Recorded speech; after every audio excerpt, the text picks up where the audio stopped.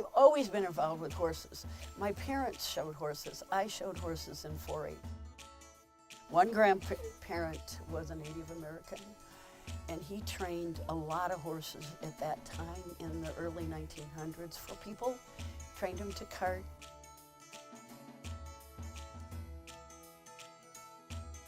Other grandfather trained Belgians, and he would sell them to people in Rockford.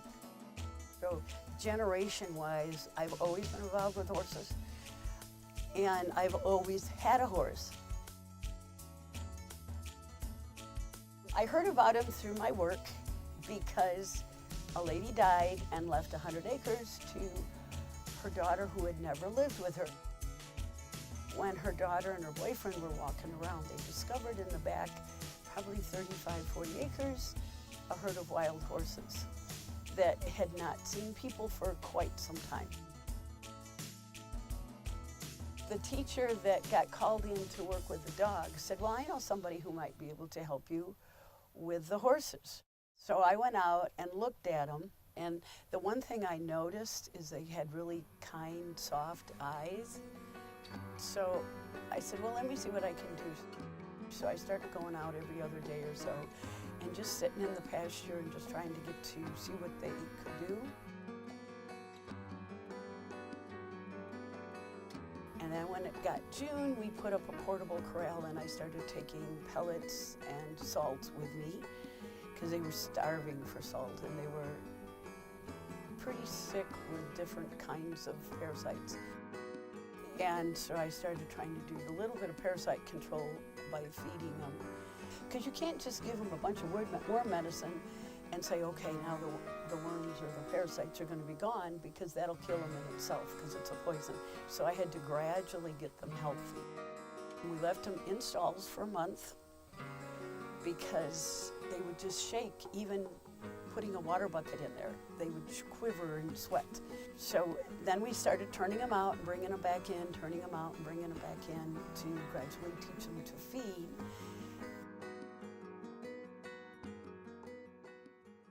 On July 10th,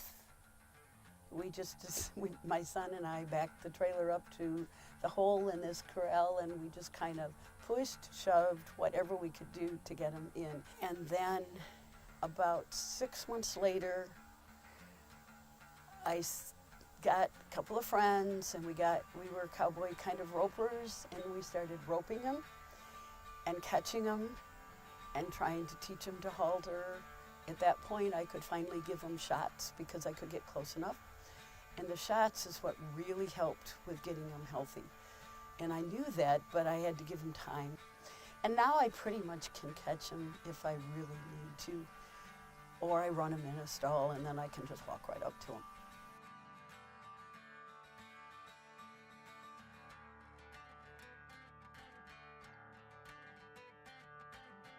To try to train them to lead, number one, I had too many horses to do it at one at a time. And because they were so wild, they could rear, they could spin, they could do all the natural controls that they had learned to protect themselves. So I put halters and long ropes on them, and then turned them out in the pasture. And when they would step on the rope, they would stop themselves. And as they moved their feet, they would get their freedom again. So it was that freedom that they figured out. And then I went to an Indian by the name of Pony Boy workshop on how to train wild Mustangs after I'd already had them for a year, which was probably the wrong order, but anyhow. And he was saying that that's exactly the way to train a Mustang, because you can't out-manhandle them. So I accidentally discovered my little lead rope thing that I put on them. And I just keep working with them a little bit whenever I have time from work. I have a lady that comes out and helps me brush them. Everybody can be brushed except the old stallion. He's called Mr. Z. Everybody can be brushed. Everybody can be led. You can catch them with a little bit of work and a little bit of grain bucket. Except for Mr. Z. Mr. Z still has to be roped to catch him. And I do it twice a year so he can get his shots, so he can get his anti-parasite control. But the interesting thing is when I start working with one of the mares and he whinnies, I've lost complete control of him. They still have that wild camaraderie.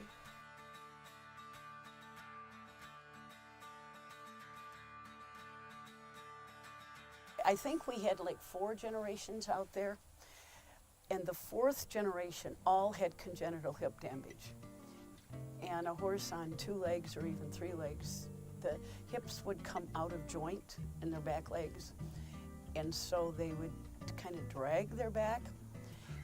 There were some of them that we had a vet come out and tranquilized and put them down humanely right there in the pasture because they couldn't even stand up well enough to get them in the trailer.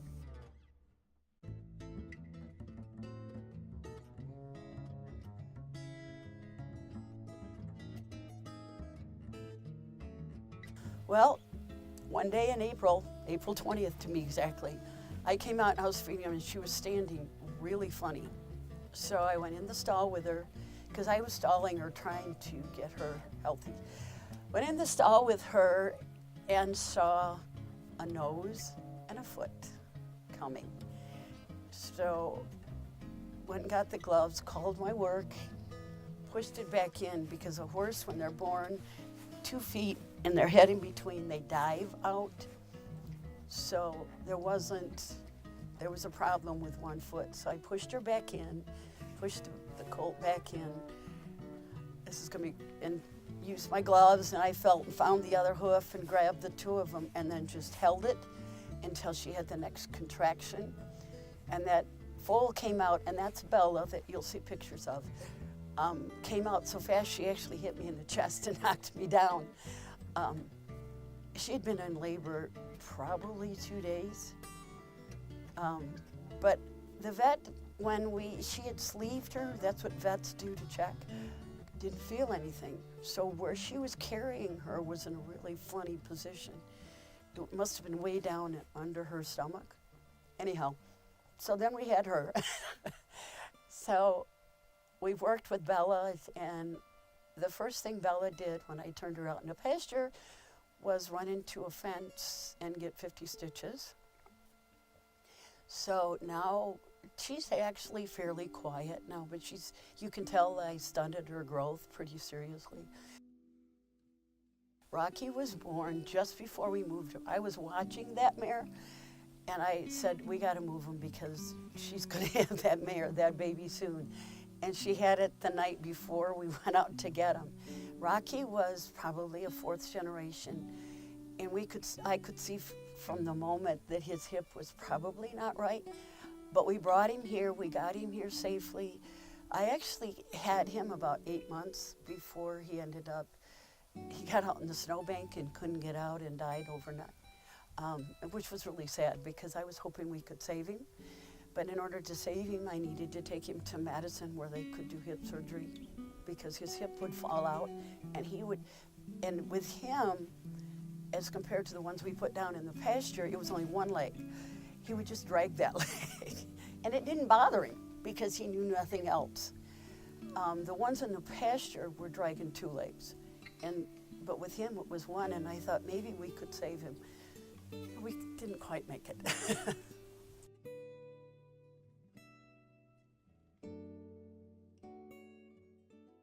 So then this farm was actually owned by an undertaker in downtown Chicago, and this was their play yard. And they had a couple horses that they had neighbors take care of, and then they'd come out and mess with their kids and stuff like that. Anyhow, and when it came for sale, it was actually on the market for quite a while, and we looked at it, and it was just perfect because it's got an arena, it's got the stable barn that's really in good shape. This is an old shed that I now have 4 stalls in. So it was just, I saw it as potential, but we put in over 4,000 board feet of fence when we came in here, and all of them were painted with an anti-cribbing so the horses won't chew on them stuff. So that was one whole summer of painting fence. before we did the rescue. It was like I had all of the little projects done, so I had to do something else. So that's when I rescued the horses. I need a project, I think.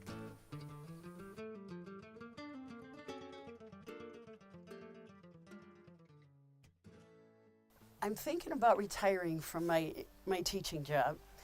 And that big draft horse out there, I'm having a cart made by the Amish so that I could do weddings and stuff like that as a little bit of income to help pay for the farm. Kind of thought I wanted to do something with horses when I retired from teaching because I'm a counselor. Equine psychotherapy is what's in the back of my mind. So that was actually one reason I went ahead and tried it. I thought, you know what, they're junk horses. They're going to be shot if I don't save them, because that's what they did with the ones that we left in the field. We put them down. So I was like, let's just see. And I've looked into getting licensed to do equine psychotherapy because these horses would work well with it because they are so quiet and they've been so easy to work with that I think I can do it with them. And I've actually played with it with a student that I had from Jefferson who was DCFS student, and he had a horrible, horrible life. And I've actually turned him around, that he is actually looking at college and looking at a lifestyle that would be different. And it's because he came out, he works for me. He helps mow the lawn and all of that in exchange for playing with the horses.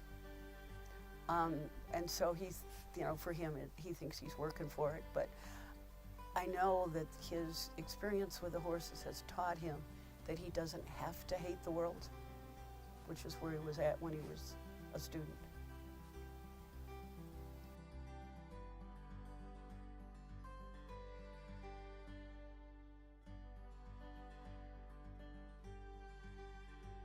The amazing thing about these horses is horses that I've worked with that were domesticated would get mad at you, bar their teeth and come at you to bite or come at you to kick. They've never done that. It's amazing that they have a disposition, that they've welcomed a human into their life. Because if they had not been as quiet as they were, we could have never done what we did in Stockton to even begin to get them under control. Probably the most satisfying is coming out here now, sitting where I'm sitting, and if you notice there's fences out there, sometimes I just let them come out here and we just close the door. They can't go in the tack room, and just enjoying being around them.